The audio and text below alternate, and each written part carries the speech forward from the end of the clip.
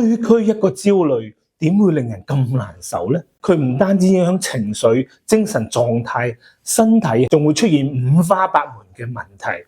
唔係令你失眠多夢、胸悶氣短、手心出汗，就係令到你頭暈眼花、肌肉緊張同埋胃腸唔適。有啲人前胸、後背、條頸咧，仲會感到刺痛、緊繃。其實再多嘅反應，唔係邊一個器官出咗問題，而係當你焦慮嘅時候，會引起植物神經功能嘅紊亂。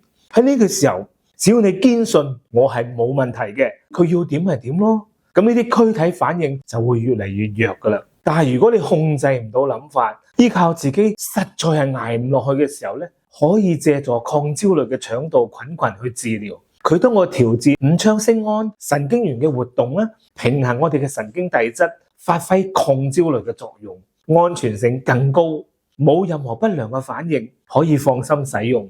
最後講多一句，有咩事等佢發生咗再講。永遠唔好去提前焦慮，急切嘅煩惱，人生短暫，千祈唔好令到焦慮束縛住你。